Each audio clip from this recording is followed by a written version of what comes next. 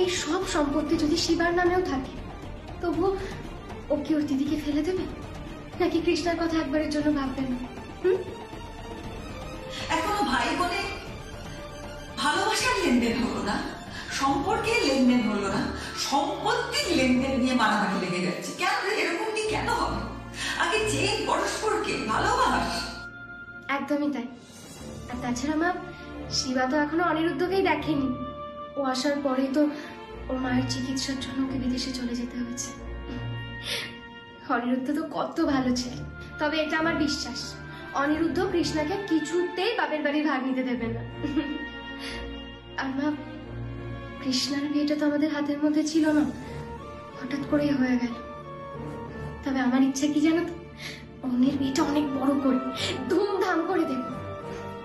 ও না হয় বিয়ের পর ব্যবসা যদি করতে চায় তখন করবে, আর যদি দরকার পড়ে তাহলে না হয় ভাই বোন দুজন মিলে একসঙ্গে ব্যবসা করবে, তার তো কোনো সমস্যা নেই, বলো? আমার ডোডো দাদা, আমার দাদু ভাইদের আমি চিনি, এতটুকু থেকে দেখছি তো, জন্ম থেকে আমি চিনি ওরা কেমন কেমন মনের মানুষ। আর তাছাড়া আমার বড় বৌমা, শিক্ষা, সংস্কৃতি, রুচিবোধ ওদের ভেতর এমন ভাবে গেঁথে দিয়েছে যে ওরা অন্যায় দাবি করতেই পারে না, ওরা সম্পত্তি নিয়ে মারামারি করবে না।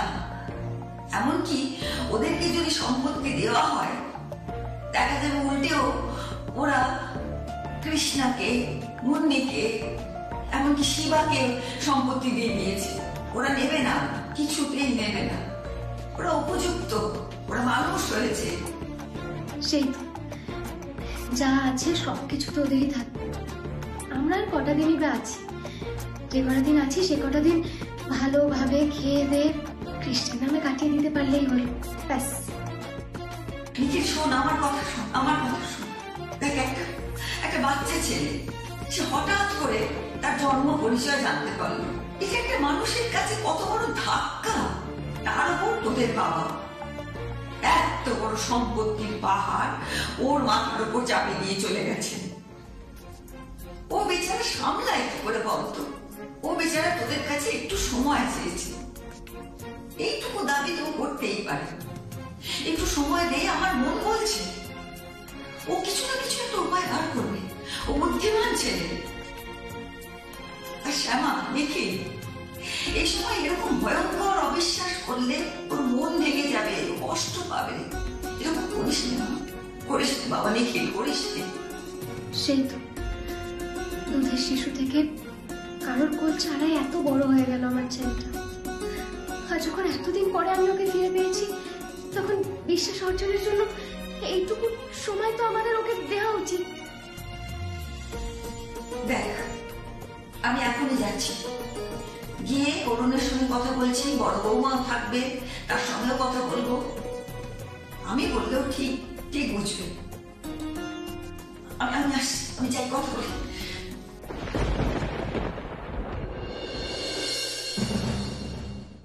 নিখিল, ছেড়ে দে না। সবাই যখন চাইছে আর শ্যামাও যখন চাইছে, তখন ও যেটা চাইছে সেটা করতে দে না। কেন জোর করছিস? শিবা, তুই আমার ছেলে।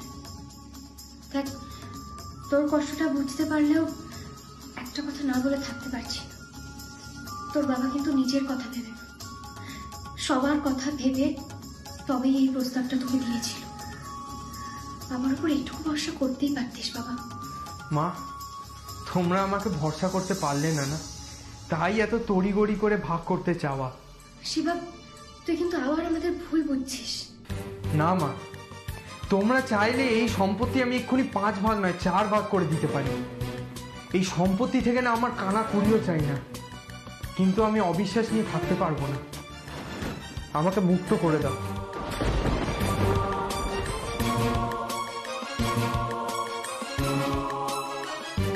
শিবা, শিবা বাবা, আমার কথাটা শোন একটু। শিবা, শোন। ভাই, ভাই আমার কথাটা শোন, আমার লক্ষ্মী ভাই, তুই বাবাকে ভুল বুঝিস না। ভাই আমার কথাটা শোন, ভাই ভাই। শ্যামাদা, ছোট কথা তুমি বুঝতে পারছো না। ও যদি এখন এখানে ছেড়ে চলে যায়, তাহলে তো আমি আমার ছেলেকে আবার হারিয়ে ফেলবো। না না, ছোট কথা, আমি এটা কিছুতে হতে দেবো না, কিছুতে। আমার শিবা আমাকে ছেড়ে আর কোথাও যাবে না, কোথাও না। শ্যামা ওকে জোর করো না, ও যা বলছে তাই হবে।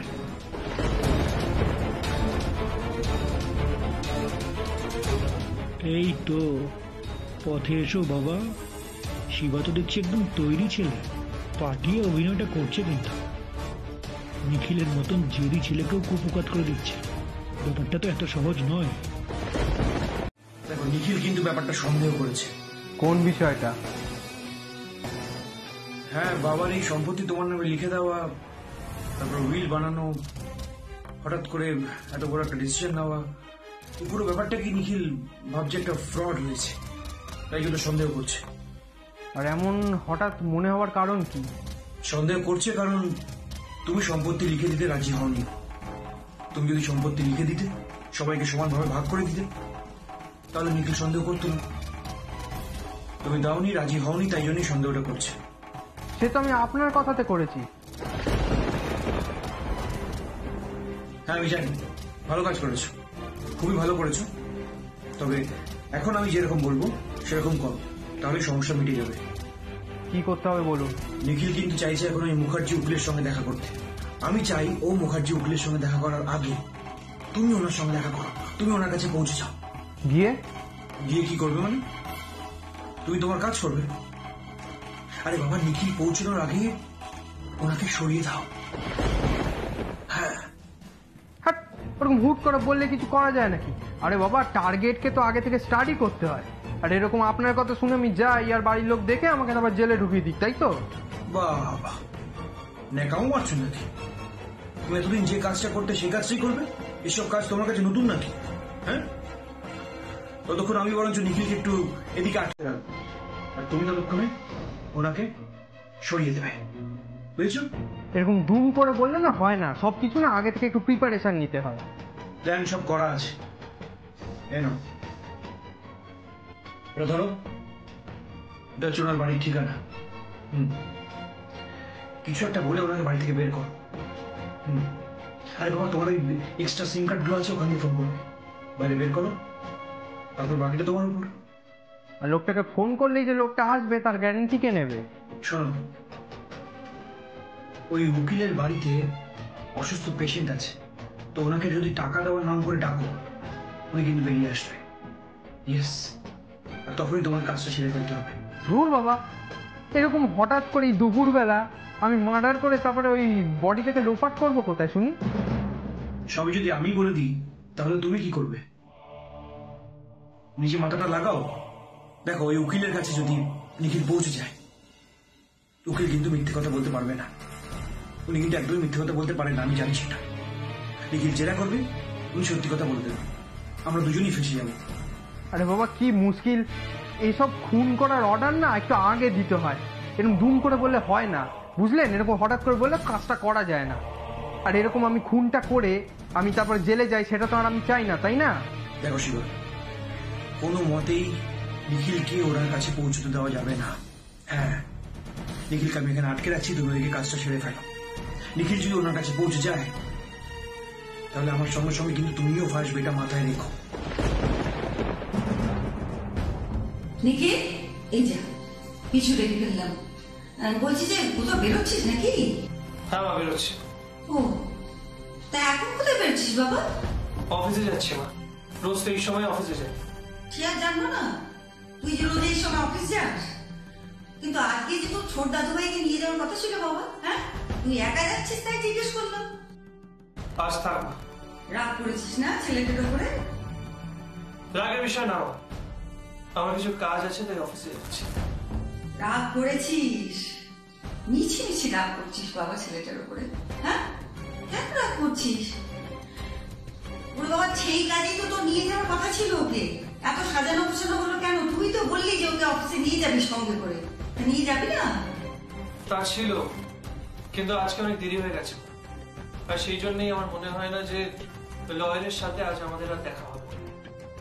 আর এমনিতেও আমার কয়েকটা অন্য মিটিং আছে যেখানে শিবাকে দরকার নেই, তাই আজ থাক। আমি বরং কাল ওকে নিয়ে যাবো। নিখিল, আবার বলছি, তুই মিছি মিছি রাগ করছিস ছেলেটার উপর। ওর দিকটাও তো একটু ভেবে দেখা উচিত নাকি? হ্যাঁ, ওকেও তো একটু ভরসা আমাদের করতে হবেই।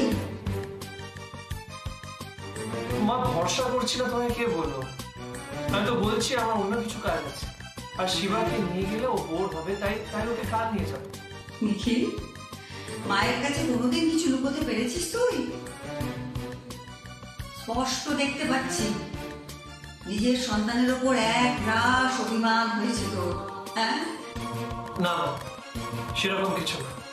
আচ্ছা আচ্ছা, হয়নি বলবো না। এখন অন্য কথা শোন, বলছি যে আমি কথা বলেছি তোর বড়দা ভাইয়ের সঙ্গে, এখন আসছি তোর সঙ্গে কথা বলতে। হ্যাঁ, এই বাড়িতে এই পরিবারের কেউ আর কোনোদিনও কাউকে ঠকাবে না, আমি জানি, এটা আমার বিশ্বাস। একদমই তাই। বলছি আমি বরং গিয়ে একবার শিবাকে ফোন করে আসি।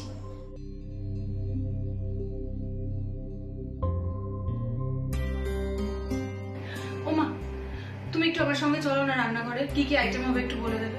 এসো। এই মেজো, বলছি আমাকে কি একেবারে বাদ দিয়ে দেবে নাকি?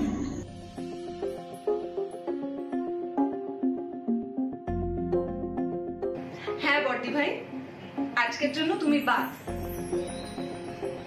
আচ্ছা বর্দি ভাই, সারাটা জীবন সংসারের এই সমস্ত দায়িত্বগুলো তো তুমিই পালন করে এসেছো, একটা দিন না হয় রেস্ট নাও, আজ তোমার ছুটি। ও মা, চলো না, আমি রান্না করবো সবার জন্য, তুমি দাঁড়িয়ে আছো দেখো, এসো। কি ব্যাপার দিদি, রান্না বান্না নিয়ে কথা হচ্ছিল বুঝি? অলোক, অলোক শোনো কি বলছে মেজো বৌমা। মেজো বৌমা বলছে মেজো বৌমা আজ রান্না করবে। হ্যাঁ, তাই নাকি মেজো বৌমা? বেশ বেশ। বলছিলাম যে আমি তো কালকে একটা বেশ কচি দেখে লাউ এনেছিলাম, আর অরুণ তো নাকি আজকে চিংড়ি মাছ এনেছো না? তাহলে হবে নাকি লাউ চিংড়িটা বেশ জমিয়ে? ঠিক আছে মেসোমশাই, তাই হবে। বলছি সবার কাছে আমার একটা প্রস্তাব ছিল, কেউ কিন্তু না করতে পারবে না। ওমা, এই দিদি থাকতে ভাইয়ের প্রস্তাবে রাজি না হয়ে দেখি তো একবার কি থাকে। হ্যাঁ, আচ্ছা, অশোক তো বেশ কদিন হলো এসেছে, এসে ওর আশ্রমটা বেশ মন দিয়ে গোছাচ্ছে। চলো না আজকে খাওয়া দাওয়ার পর সবাই মিলে যাই, অশোকের আশ্রমটা দেখে আসি।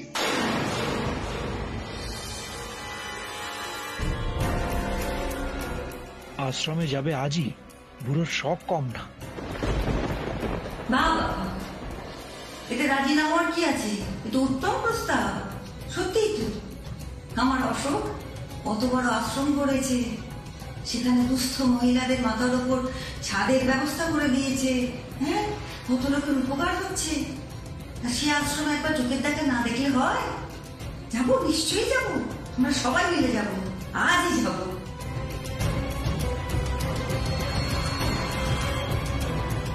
এটা কিন্তু দারুণ প্রস্তাব। অনিরুদ্ধও আসছে আর শিবাকেও নিয়ে যাওয়া হবে। আজই যাবে?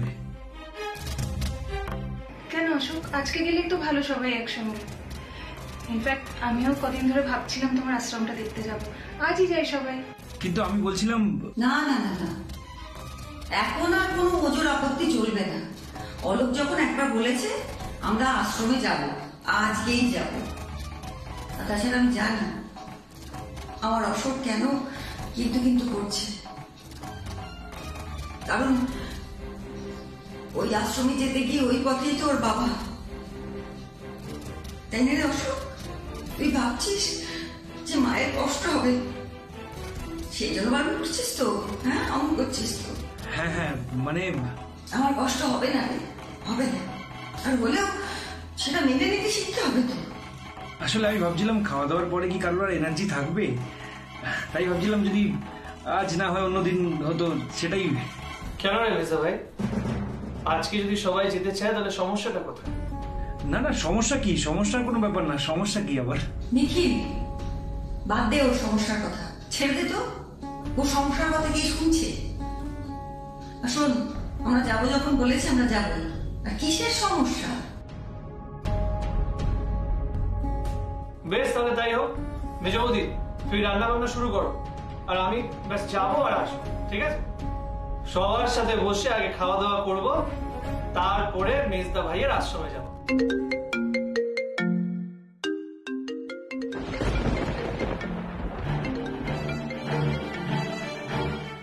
হ্যালো, হ্যাঁ আমি নিখিল চৌধুরী বলছি।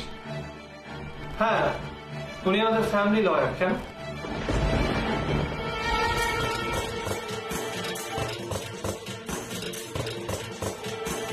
What? কিভাবে? মানে কোথায়? আচ্ছা ঠিক আছে, আমি এক্ষুনি ওনার বাড়ির লোকজনদের ইনফর্ম করছি। দেখুন কি হচ্ছে ছোট কর্তা? কি হলো নিখিল, চুপ করে গেলি কেন?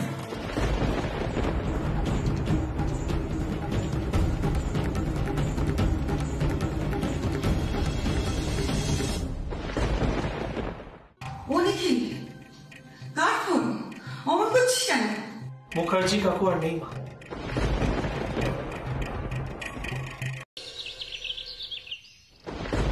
এই যে আপনি এটা কি গেম খেলছেন? হ্যাঁ, এসব না মাইন্ড আমার পোষাচ্ছে না, এবার এসব বন্ধ করুন। কি গেম খেললাম তোমার সঙ্গে আমি? গেম নয়, আপনি প্রত্যেকবার আমাকে একটা করে অর্ডার দিচ্ছেন, আর যখন আমি কাজটা করতে যাচ্ছি আমি দেখছি আপনি অন্য একজনকে দিয়ে কাজটা করাচ্ছেন। দিকটা তো ঘুরে আমার পিঠেই আসছে, তাই না? আমি ইচ্ছে করে করাইনি, ওনাকে সরানো দরকার ছিল তাই সরিয়েছি। মানে আপনি ইচ্ছে করে করেননি মানে কি বলতে চাইছেন আপনি? তুমি যতক্ষণ ওনার বাড়িতে যেতে উনি বাড়ি থেকে বেরিয়ে গেছিল, আর নিখিলও এখানে তাড়াহুড়ো করে ওনার বাড়িতে পৌঁছানোর চেষ্টা করছিল। আমি কি করতাম বড়? হ্যাঁ, কি করতাম? তাড়াতাড়ি করে ওনাকে না সরিয়ে দিলে হতো, কোনো উপায় ছিল না। নিখিলবাবু আমাকে কিভাবে সন্দেহ করছিল দেখলেন তো, শুনলেন তো? আমার না এসব আর ভাল লাগছে না। আমাকে দিয়ে যা কাজ করানো আছে কাজটা করিয়ে আমাকে টাকাটা দিন, আর এবার আমাকে ছাড়ুন তো মশাই। আমি তো বলছি তোমায়, ইচ্ছে করে করিনি এবার আমি। আপনি না শুধু নিজের টুকু নিয়ে বোঝেন, আপনি বহুত বড় খতরনাক লোক। আপনাকে একটা কথা আমি পরিষ্কার বলে দিচ্ছি, এই কাজ আমি কখনো করিনি। ওনারা আমাকে ছেলে ভাবছে, ওনারা নিজেদের সন্তানের সব রকম দায়িত্ব কর্তব্য সব পালন করতে চাইছে, আর আমি তাদের সাথে কি করছি? জি, আমি মিথ্যে কথা বলছি, আমি তাদেরকে ঠকাচ্ছি। এরকম না ইমোশন নিয়ে আমি খেলতে পারছি না। বাবা, বিবেক তো দেখছি জেগে উঠছে। আপনি না এইসব বিবেক টিবেক ছাড়ুন, ওসব আপনি বুঝবেন না। যে পয়সার জন্য নিজের বাবাকেও খুন করাতে পারে সে আর কি বিবেক বুঝবে?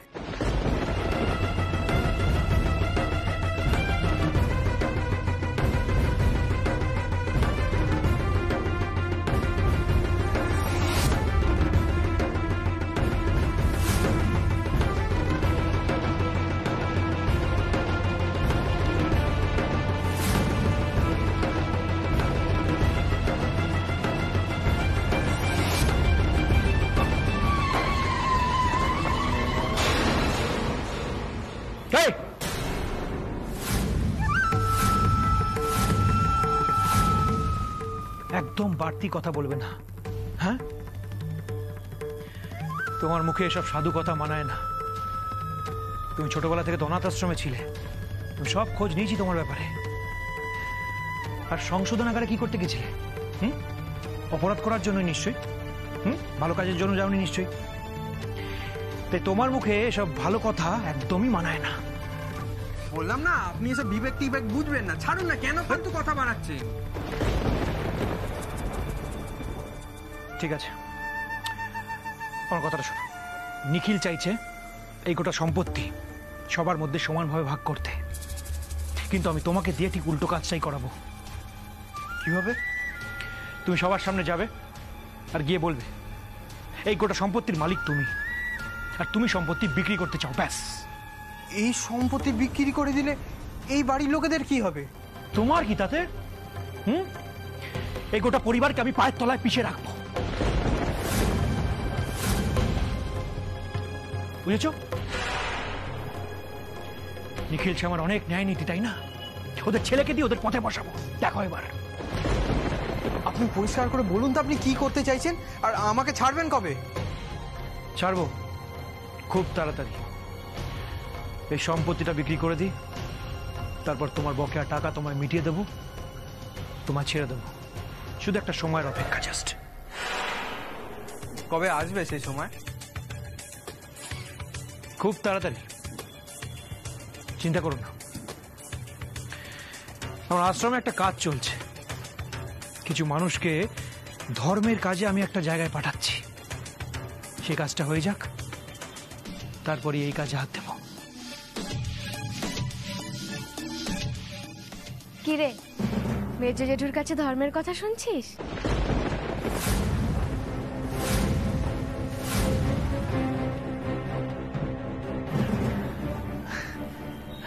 শ্যামা, ওই আর কি। শোন বাবা, মন দিয়ে শোন, আখেরে তোরই লাভ, বুঝলি? যা উড়নচণ্ডী হয়েছিস। তুমি কি শিবাকে কিছু বলতে এসেছিলে শ্যামা? না না মেজ দাদা, আসলে আমি এখান থেকে যাচ্ছিলাম, তাই আপনাদের গলার আওয়াজ পেয়ে এখানে আসলাম। বলছি মেজ দাদা, শিবাকে একটু ভালো করে বুঝিয়ে বলবেন, যাতে ও বোঝে।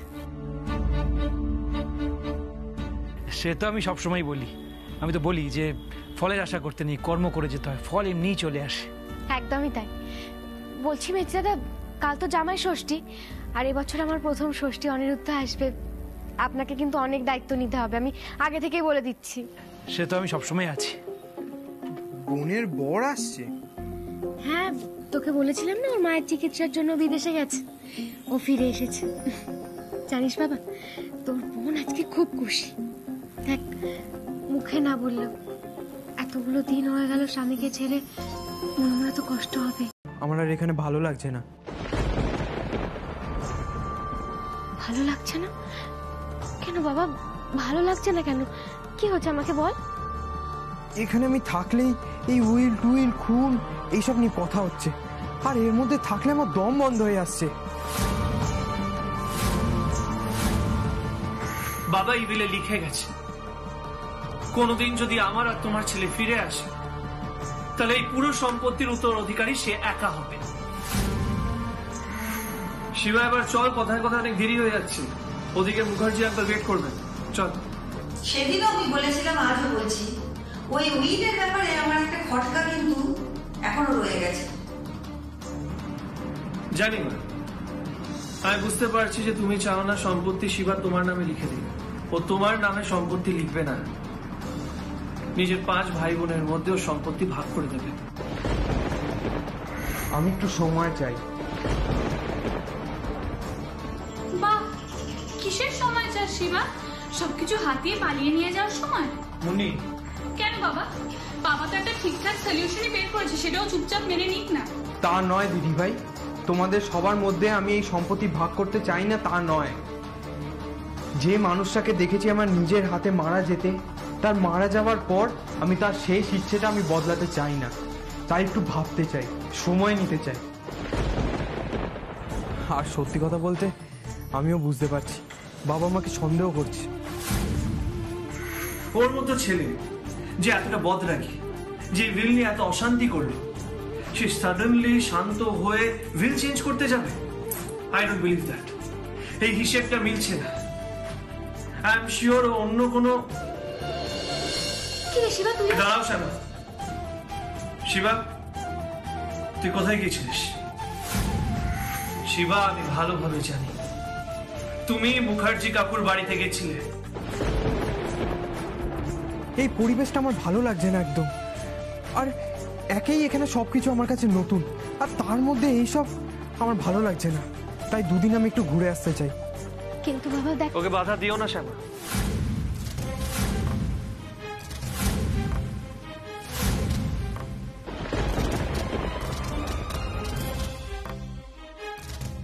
মেজো জেঠুর সাথে আশ্রমে যেতে চাস, তাই তো? তুই যা, আমার মনে হয় খোলামেলা পরিবেশে তোর ভালো লাগবে। কিন্তু হ্যাঁ, জামাই ষষ্ঠীর আগে ফিরে আসিস, বুঝলি? ও মা, হ্যাঁ সে তো ফিরে আসবেই। আর শোন, আশ্রমের চারপাশটা খুব ফাঁকা, পুলিশ তোকে বলেছে শহরের বাইরে না যেতে। যদিও আশ্রমের এলাকাটা শহরের বাইরে বলা যায় না, তবুও। বলছি শোন না বাবা, তুই কিন্তু নিয়মিত খাওয়া দাওয়া করবি, কেমন? যদিও বা ওখানে নিরামিষ, শোন, নিয়ম কানুন কিন্তু সব মেনে চলবি, মনে থাকবে? আচ্ছা শিবা, আশ্রম থেকে অন্য কোনো জায়গায় পালিয়ে যাওয়ার প্ল্যান নেই তো তোর?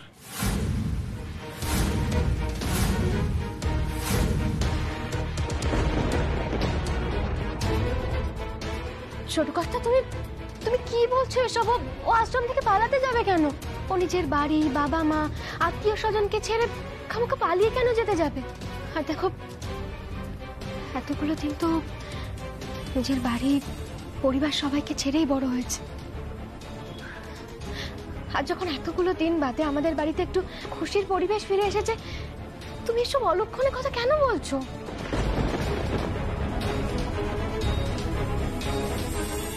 আমার বলার উপর সব নির্ভর করে না শ্যামা। তাহলে এগুলো কেন বলছো ছোট কর্তা?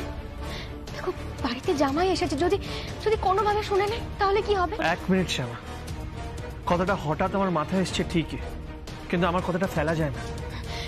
ছোট কর্তা, আবার তুমি একই কথা বলছো, কেন বলছো? বেয়ান এসেছে, কি ভাববে বলো তো এসব কথা শুনলে? আচ্ছা শিবা, বাড়ি ভর্তি লোকজন আছে তাই কি তুই আশ্রমে যেতে চাইছিস, নাকি তোর অন্য কোনো মোটিভ আছে?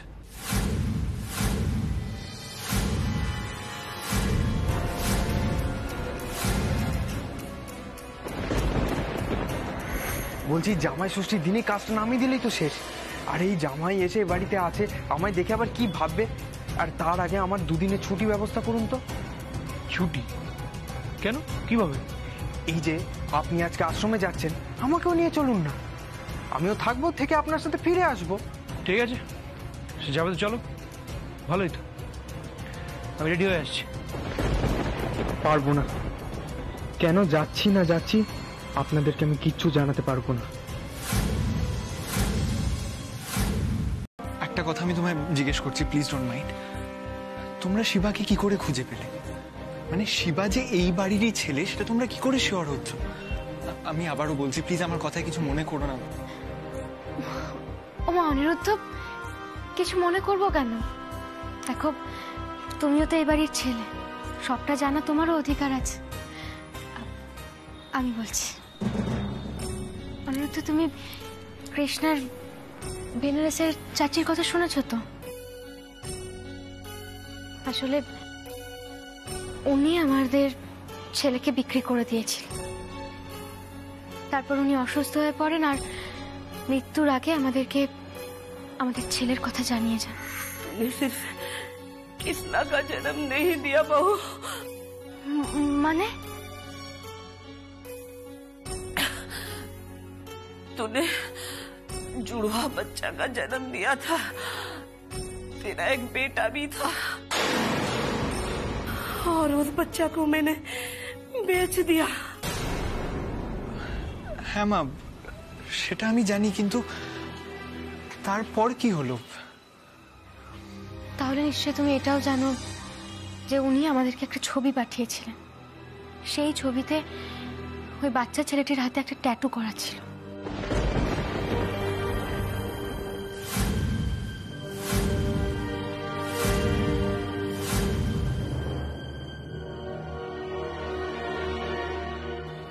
হ্যাঁ, কৃষ্ণা আমায় বলেছিল, আর আপনারা মানে সেটার ব্যাপারে নিউজ পেপারে একটা অ্যাডভার্টাইজমেন্টও দিয়েছিলেন। আর সেটা দেখে অনেকেই এসেছিল, আর তার মধ্যে এমন অনেকে এসেছিল যাদের নিজেদের বয়স আমাদের বিবাহিত জীবনের থেকে অনেক বেশি।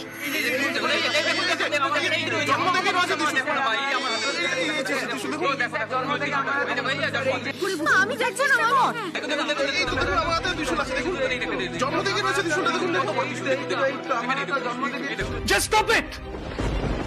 ছেলে বুড়ো অনেকেই মিথ্যে ছেলে সেজে এসেছিল, সবাই নকল ছিল, কিন্তু সেই ভিড়ের মধ্যে কিন্তু আমার শিবা আসেনি।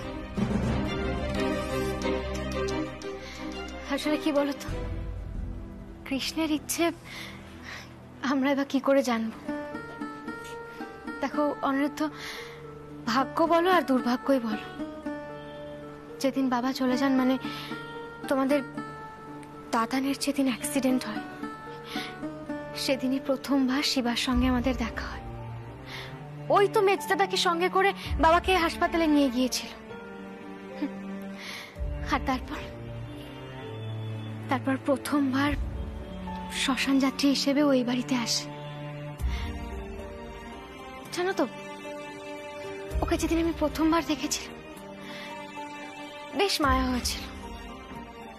ভাবলাম বাচ্চা ছেলে, সকাল থেকে কিচ্ছু খায়নি, নিজে হাতে করে খেতে দিয়েছিল। আর ও যখনই খাবারটা খেতে গেল, তখনই ওর হাতের ওই ট্যাটুটা আমাদের চোখে পড়লো। বাবা, তুমি খেয়ে নাও, খাও, তুমি শান্তি করে খাও।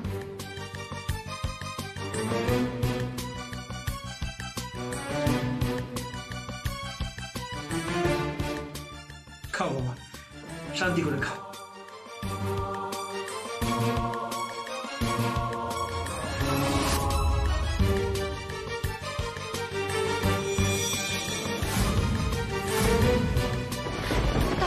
তারপর আমরা অনেক রকমের জিজ্ঞাসাবাদ করলাম, সবটা জানলাম যে ওর ট্যাটুটা ছোট থেকে ওর হাতে আছে।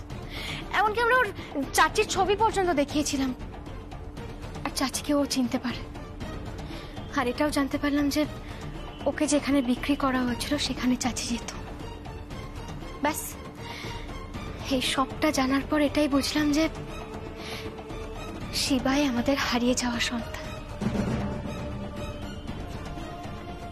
মা, তার মানে এটা ছাড়া আপনারা আর কোনো প্রমাণ পাননি? পেয়েছি তো, মায়ের মন দিয়েছে সাক্ষী, আর বিজ্ঞান সেই ধারণাকে সত্যি বলে ঘোষণা করেছে। আসলে তোমার শ্বশুর মশাই ডিএনএ টেস্ট করিয়েছিলেন, আর তারপরেই জানা গেছে যে শিবা আমাদের সন্তান। কি হলো ছোট কথা, বলো না কি লেখা আছে, আমি আর পারছি না।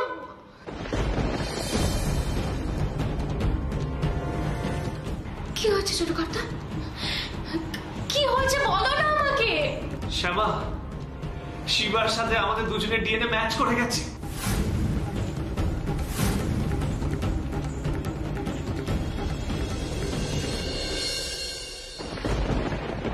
কৃষ্ণা বলল যে তুমি একটু অস্থির হয়ে রয়েছো, কিছুতে এক জায়গায় শান্ত হয়ে বসতে পারছো না। কি হয়েছে আমাদের বলো না, বলো।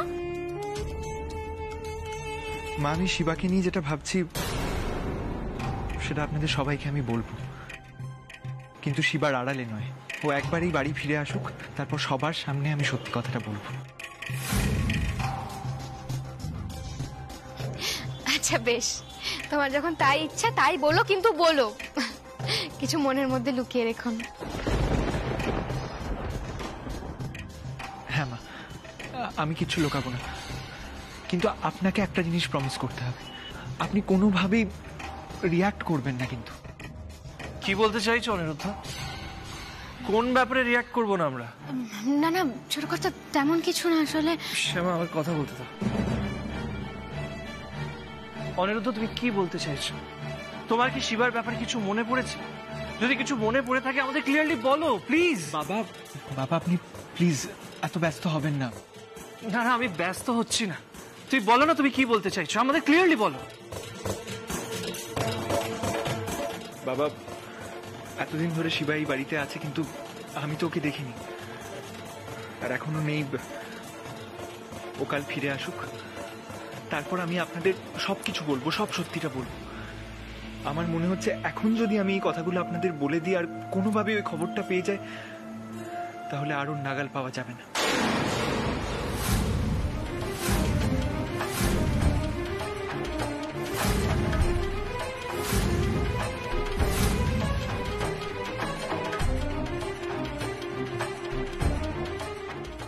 নাগাল পাবে না মানে? কেন নাগাল পাবে না? ও তো এই বাড়িরই ছেলে। কি হচ্ছেটা কি, আমি তো কিছুই বুঝতে পারছি না। ভাইকে নিয়ে এখনো দুশ্চিন্তাটা চলছে, ভাই এই ব্যাপারেই এখনো আলোচনা হচ্ছে, তাই তো? কৃষ্ণা, ব্যাপারটা ওরকম না, মানে আলোচনা বা টেনশন ওরকম নয়। তাহলে কি অনিরুদ্ধ বাবু? আমি তো সকাল থেকে দেখছি আপনি ভাইকে নিয়ে চিন্তা করেই চলেছেন। এই অস্বস্তিটা আপনার কিছুতেই কাটছে না। আমি তো আপনাকে এতবার করে বারণ করছি, আপনি তাও আমার কথাটা কেন শুনছেন না বলুন তো?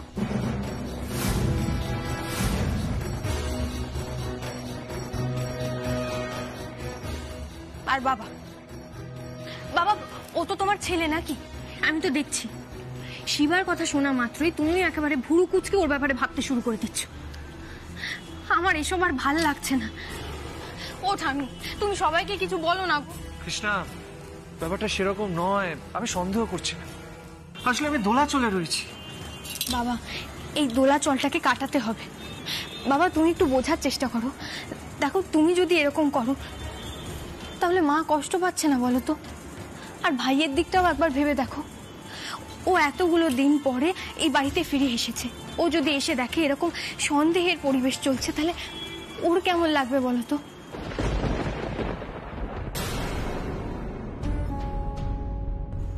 অনিরুদ্ধ বাবু, আপনি প্লিজ বলুন, আপনি কি জানেন? দেখুন, এভাবে দোটানার মধ্যে রাখার কিন্তু কোনো মানে হয় না। কৃষ্ণা, আমি বুঝতে পারছি তুমি যেটা বলছো সেটা ঠিকই বলছো। তুমি বিশ্বাস করো, আমারও ইচ্ছে করছে যে এখন আমি সবাইকে বলে দিই যে আমি শিবাকে কোথায় দেখেছি, কি অবস্থায় দেখেছি। কিন্তু কিন্তু কি অনিরুদ্ধ বাবু? দেখুন, আপনার যখন ইচ্ছে হচ্ছে তখন আপনি আপনাকে আটকাচ্ছেন কেন? আপনি বলুন না, আপনার কি মনে পড়েছে?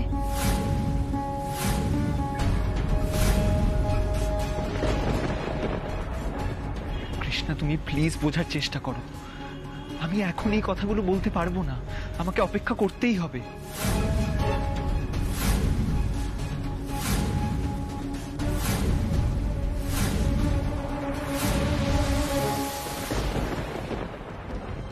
আর কত অপেক্ষা?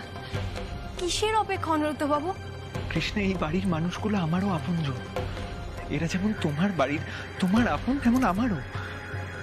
আমি এটা কোনোভাবেই অ্যাকসেপ্ট করতে পারবো না যে কেউ এদের সবার সাথে প্রতারণা করছে, এদের ঠকাচ্ছে।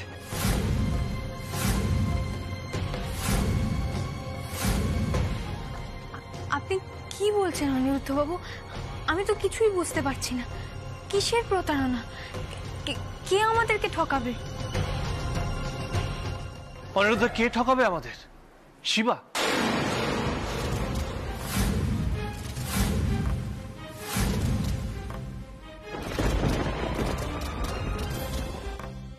কৃষ্ণা, দেখলে তো, আমি এই জন্যই চাইছিলাম না এই কথাগুলো এখন হোক। তুমি আলোচনাটা থামাতে গিয়ে কোন দিকে আলোচনাটা ঠেলে দিচ্ছ বলো তো? উফ, কৃষ্ণা, কি হচ্ছেটা কি? কেন তুই জোর করছিস অনিরুদ্ধকে? ও তো বলছে যে শিবা যখন ফিরে আসবে তখন শিবার সামনে কথাটা বলবে। দেখ, অনিরুদ্ধ ভদ্র ছেলে, হতেই তো পারে আড়ালে কথা বলা ওর অপছন্দ। কৃষ্ণা, তুমি আমায় ভরসা করো তো?